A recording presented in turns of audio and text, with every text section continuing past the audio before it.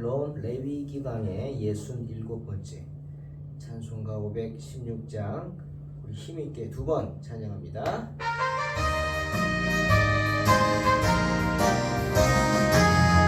옳은 길 따르라 옳은 길 따르라 의의 길 세계 만민의 참된 길 길 따라서 살기를 온 세계에 전하세 많은 백성이 나갈 길 밤이 지나서 동든다 환한 길 보아라 저리 주 예수의 나라 이 땅에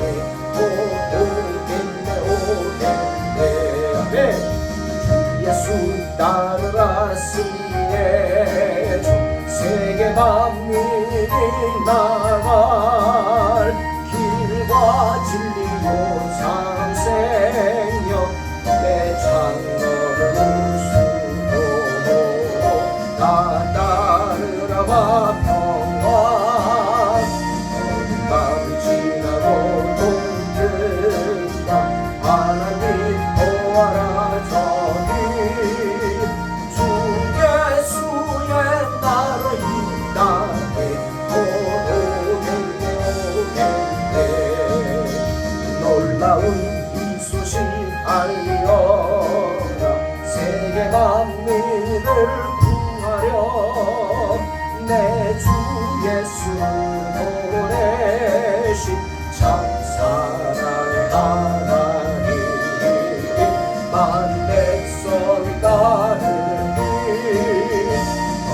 밤을 지나고 동든다 하나님 보아라 저리 주 예수의 나라 이 땅에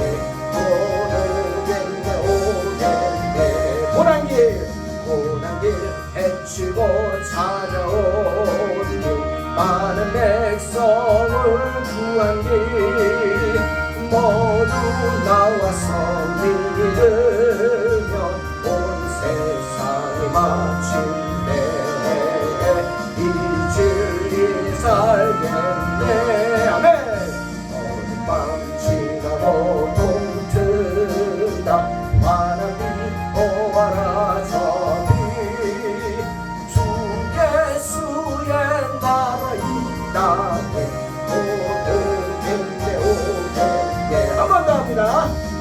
옳은 길 따르라 의의 길 세계 만민의 참된 길 이 길 따라서 살기를 온 세계에 전하세 많은 백성이 나갈 길 어둠 밤 지나고 동든다 하나님 보아라 저리 주 예수의 나라 이 땅에 오겠네 주 예수 따르라 주 예수 따르라 승리의 주 세계 만민이 나갈 길과 진리요 참생명 내 창고를 우수로 다 따르라 평화네 어느 밤 지나고 동든다 하나님 보아라 저리 주 예수의 나라 이 땅에 오겠네 놀라운 이 소식 알리어라 세계 만민을 구하려 내 주 예수를 보내신 참 사랑의 하나님 많은 백성이 따르게 밤 지나고 동든다 하나님 보아라 저리 주 예수의 나라 이 땅에 오겠네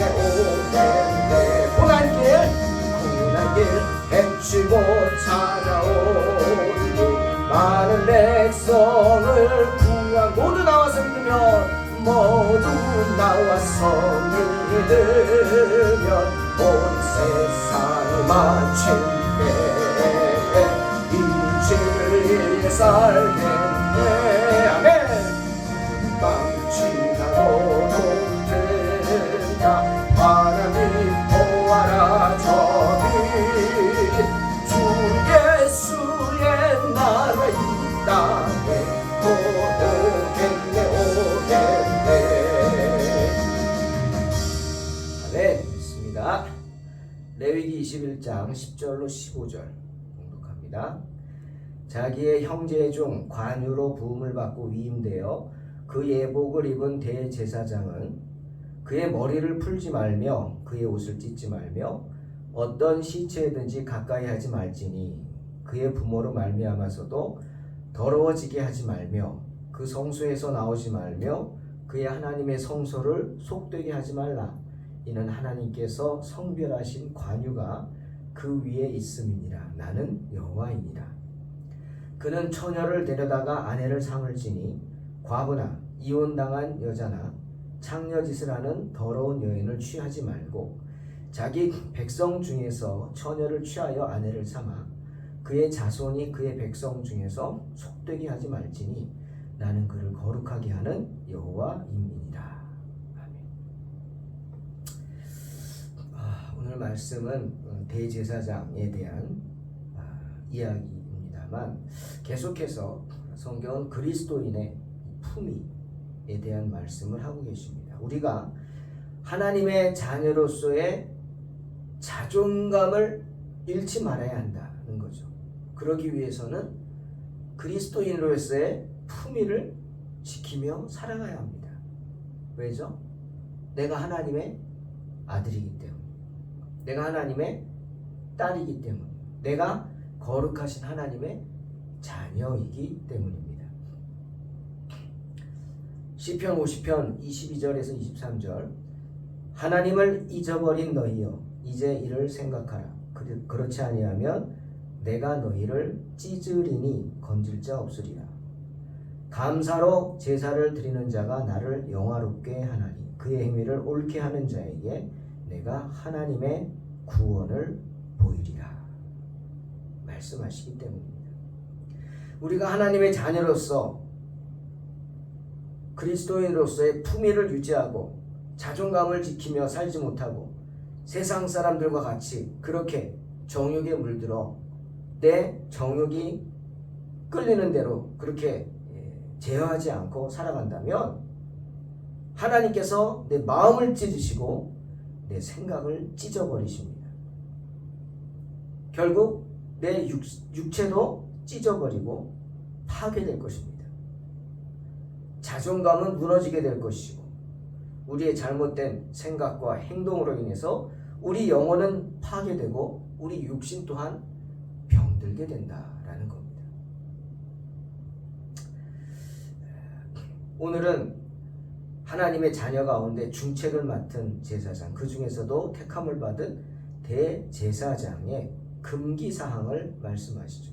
대제사장으로서 이런 일은 이렇게는 절대로 하면 안 된다. 하나님에 의해 선택되어 제사를 진미하는 제사장들에게는 다른 사람들보다 더 많은 것들이 기대가 되었죠.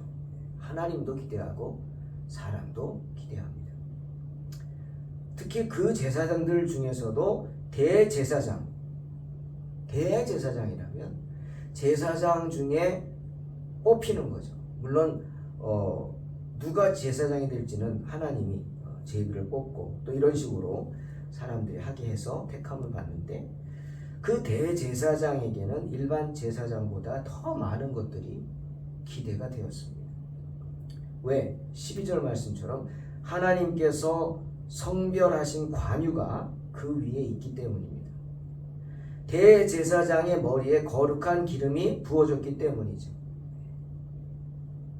그러니 어떻게? 그렇게 부름받아 맡겨진 성소를 욕되게 하도록 살아서는 안 됩니다. 오늘 성경은 성소에서 나오지도 말라 하시죠. 꼭 이 말씀이 아니더라도 주의 종들은 교회를 떠나고 싶어 하지 않죠. 그냥 교회에 팍 틀어박혀 있습니다. 여기가 좋사오니 정말 그런 마음이죠. 필요한 경우에 목양을 위해 나가는 것 외에는 가능한 자신의 어떤 기쁨을 위해 또 자기가 원하는 것을 위해 그렇게 돌아다니지 않습니다. 저도 그런 것 같아요. 교회를 떠나지 않죠. 웬만해서.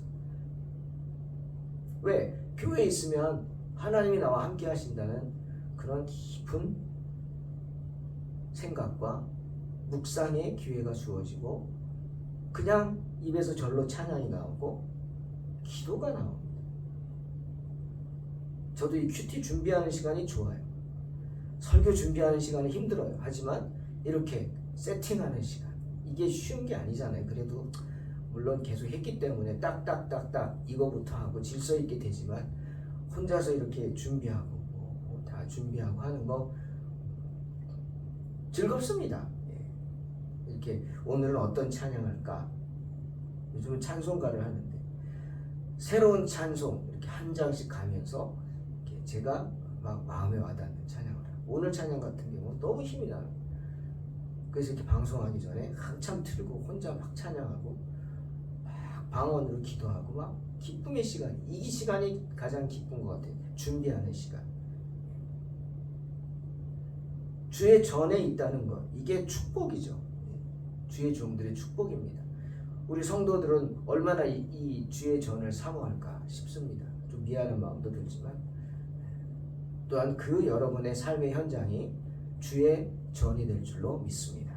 여러분이 찬양하는 순간, 여러분이 기도하는 순간, 그 순간 성령이 여러분 가운데 충만하시기를 주의 이름으로 축원합니다. 시편 28편 5절에 그날의 만군의 여호와께서 자기 백성의 남은 자에게 영화로운 면류관이 되시며 아름다운 화관이 되실 것이다 말씀하시죠. 대제사장에게 부어진 기름은 하나님에 의해 성별된 거룩한 기름, 관유입니다. 시편의 말씀처럼 그러한 성령의 기름 부으심을 받은 것입니다. 그렇게 성령의 기름 부으심을 받은 제사장뿐 아니라 우리 성도님들도 그것을 받고 그 순간부터 영화로운 삶을 살아야 합니다. 왜? 그 기름이 내 머리에 부어지는 순간 그것이 나의 오늘 말씀처럼 영화로운 면류관이 되기 때문에 아름다운 화관이 되실 것이라 아름다운 화관이 되기 때문입니다. 이렇게 그 옛날에 디즈니 만화 보면은 이렇게 미키마우스 뭐 이런 만화 재밌게 봤죠. 지금은 모르겠는데 거기 보면은 그 미키마우스의 마음을 주관하는 게 있어요. 어떤 일이 닥쳤을 때 좋은 생각을 할까 나쁜 생각을 할까 내가 택하죠. 그 순간 뿅 하고 이쪽에서 천사가 나타나. 좋은 일 하라. 그렇게 하면 안 돼. 좋게 하라. 천사가 나타나고 여기서는 뿅 하고 사탄이 나타나죠. 그래서 막 싸우는 걸 봅니다. 그때 천사의 머리에 뭐가 있어요?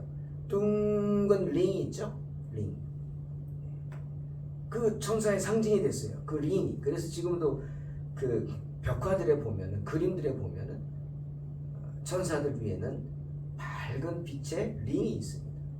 그 링이 어디서 왔을까? 아마 이 영화로운 면류관, 성령의 기름 부음을 받은 그 면류관이 아름다운 관이 화관이 된대요. 내 머리에 씌워지는 게 화관이죠.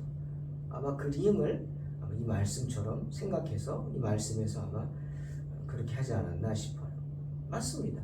우리 눈에는 보이진 않지만 또는 어떤 때는 우리가 보이죠. 진짜 아름다운 모습의 성도들의 모습을 보면 그 머리가 그 얼굴이 환하게 빛이 나.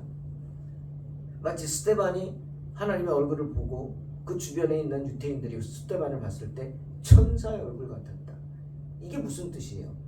환했다는 거 얼굴이. 근심 걱정 없이 환한 그런 아름다운 면류관, 화관이 우리에게 있어요. 성령의 기름 부음 받은 대제사장에게 특별히 임하기에 존귀한 겁니다. 때문에 대제사장은 오늘 성경은 세 가지를 말하고 있는데요. 첫째는 죽은 자로 인해서 자신을 부정하게 해서는 안 된다. 율법에 나옵니다. 시신을 만지면 안 돼요. 그 우리 선한 사마리아인 비유의 제사장이 지나가고 레위이 지나가고 우리 얘기했죠. 시신을 만지면 안 돼요. 그러면 7일 동안 부정했어요. 부정하다는 건 뭡니까? 격리됐다는 거. 우리 뭐 코로나 일주일 격리, 성경에서 나온 것 같아요. 7일 격리. 네? 7일 격리 이거 아무것도 못합니다. 그 자기 직을 못해요. 그러니까 직을 못하면 안 되니까 자기 일인데 그래서 어떻게 해? 못 만진 거예요. 다가오지를 못한 거예요. 참 이게 주님의 마음은 아니겠죠. 오늘 성경에도 대제사장은 죽은 자로 인해 자신을 부정하게 하면 안 돼요.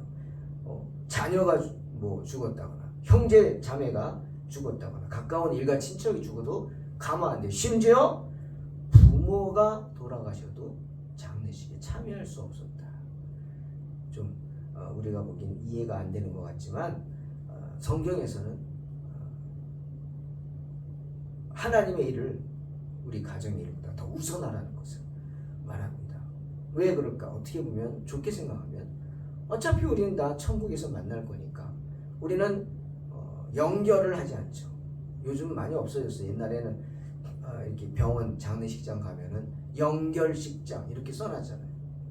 우리는 연결이란 말 아니에요. 영원한 결별? no, 아닙니다. 우리는 장례죠. 거룩하게 보내드리는 예식, 장례입니다. 우리 또 만날 거니까 연결이라고 할 수 없어요. 물론 믿지 않는 자들하고는 연결하겠죠. 그래서 만지면 안 된다. 부모의 장례식도 가면 안 된다. 일체 장례식 참여할 수 없다. 왜? 하나님의 일을 중요하게 생각하라는 거예요. 그러니까 여러분 주일 성수의 개념도 생각하세요. 주일을 지키는 건 웬만해서는 주일을 빠지면 안 됩니다. 우리 동탄 소망교회 성도들은 다 믿음 가운데 아실만하니까 어떻게 할 수 없는 상황이기 때문에 빠지는 줄 믿습니다. 그냥 뭐 누구 보기 싫어서 안 가고 그런 거 아니고 오늘 뭐 컨디션이 안 좋아서 안 가고 기분이 나빠서 안 가고 누가 어디 놀러 가자 그래서 안 가고 그런 거 아닐 줄로 믿습니다. 하지만 주일 성수의 개념이 뭔지 다른 어떤 것보다 하나님의 일을 중요하게 합니다. 라고 하는 겁니다. 하지만 주님은 어떻게 하셨어요? 주님은 우리의 대제사장이신 예수님은 죽은 회당장 야이로의 딸도 만지셨죠. 시체를 만졌죠. 나인성 과부 아들 메어 나가는 관도 만졌어요. 멈추게 하셨어요. 그죠? 죽은 나사로 나흘 됐는데 썩어서 냄새나는 그 무덤 앞에서 돌무덤 앞에 서서 만지셨어요. 돌무덤. 이건 뭘까? 그것은 일종의 상징적인 사건이겠죠. 왜? 예수 그리스도께서 사망 권세를 깨뜨리셨음을 보여주시는 그런 상징적인 사건으로 우리가 이해해야 합니다. 주님께서 죽은 자를 다시 살리심으로 죽음의 성질을 변형시켰다. 죽음의 공포를 제거하셨다. 이거를 상징적으로 보여주는 메시아적인 이벤트, 이적의 사건이죠. 아무튼 대제사장은 죽은 자로 인해 자신을 부정하게 해서는 안 된다. 1절 하나님의 일을 할 때는 세상에 어떤 개입도 있어서는 안 되고 내 마음도 빼앗겨서는 안 되고 주의 전을 떠나지 않고 주의 일을 해야 한다. 그것입니다.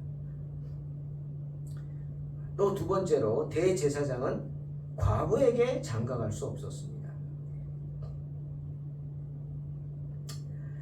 하지만 대제사장이 아닌 다른 제사장들도 그렇다고 할 수는 없어요. 말하지는 않습니다. 그렇게 하라. 제사장은 다 그렇게 하라. 아닙니다. 그냥 대제사장의 경우 오직 처녀랑 결혼해야 한다.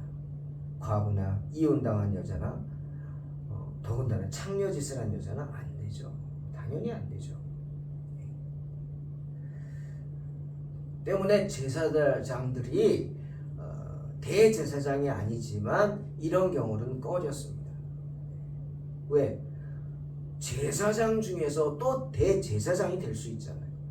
만약 내가 이랬다면 내 욕정에 끌려서 그냥 하나님의 말씀도 저버리고 뭐 과부랑 하고 이혼한 여자랑 하고 창녀랑 또 뭐 마음이 불쌍하다 뭐 이래가지고 하고, 그러면 그 사람은 대제사장이 될 수가 없죠. 하나님의 말씀을 능멸했는데 안 되죠. 때문에 대제사장은 반드시 그랬고 제사장들은 역시 된다. 그리고 여러분, 대제사장 될 때 결혼 안 한 사람이 어디 있겠어요? 대제사장이 결혼하겠어요? 그렇죠. 새겨 들으셔야 돼요. 대제사장이 나이가 지긋한 사람이 그때까지 결혼 안 하고 있다 대제사장 돼서 결혼하겠어요? 그게 아니죠. 그러니 대제사장은 안 된다. 그 말은 제사장 중에서 이런 사람들은 대제사장이 될 수 없다라고 하는 겁니다. 때문에 제사장들도 비록 그렇진 않지만, 말씀은 없지만 스스로 그렇게 자기의 어떤 욕정을 절제하고 자기의 마음을 절제하고 하나님의 뜻을 따랐죠.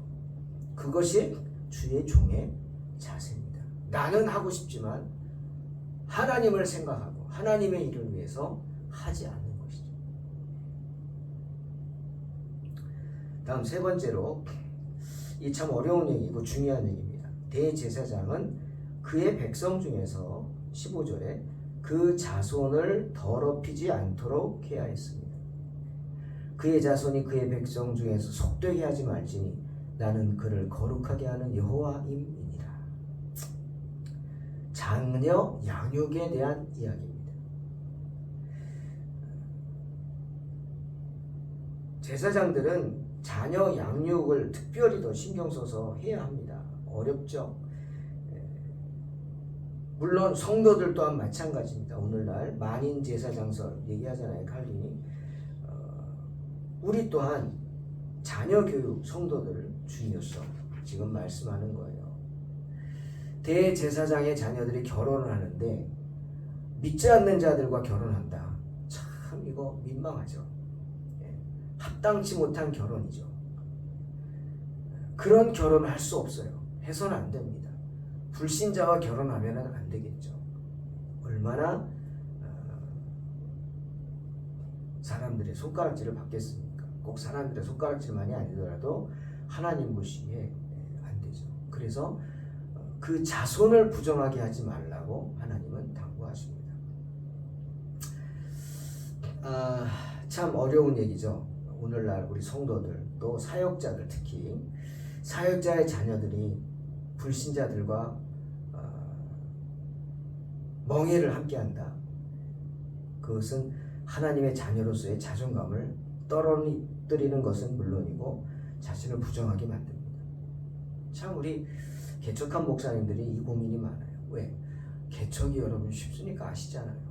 특히 뭐 요즘은 분립개척이라고 그래가지고 큰 교회에서 다 대주고 거의 이렇게 해주는데 성도들도 좀 떼어주고, 참 훌륭하죠. 그러면 그렇지 않고 본인이 개척을 하면 저처럼 그냥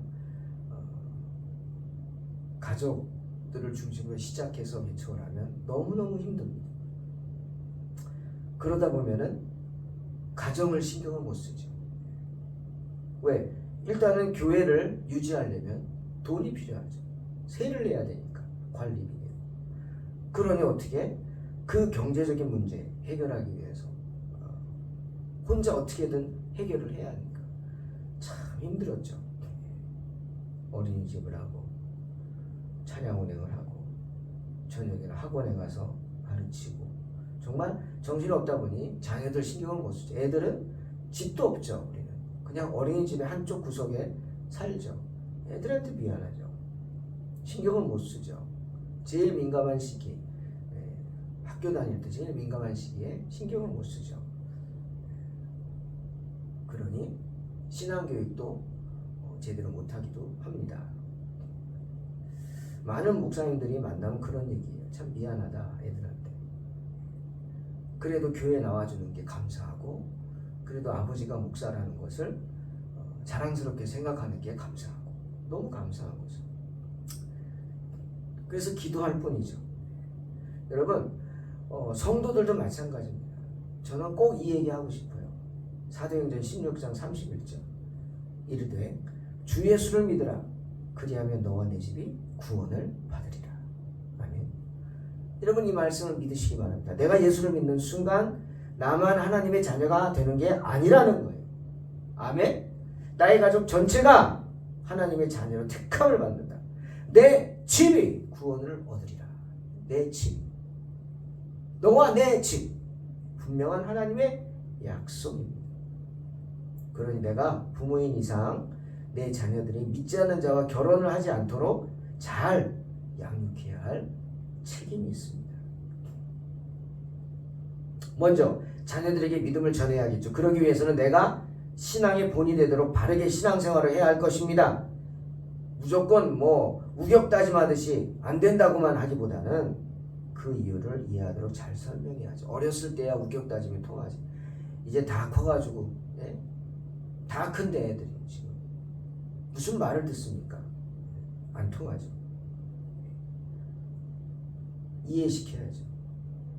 믿는 우리가 왜 믿지 않는 자와 결혼하면 안 되는지. 근데 그 이유를 고린도후서 6장 14절 16절에서 사도 바울이 분명하게 말씀하십니다. 이유가 뭐냐? 다르기 때문이다. 무엇이 달라요? 생각이 다르고 그러니 행동이 다르고 그러니 마침내 가는 길이 다르기 때문이다. 다르다.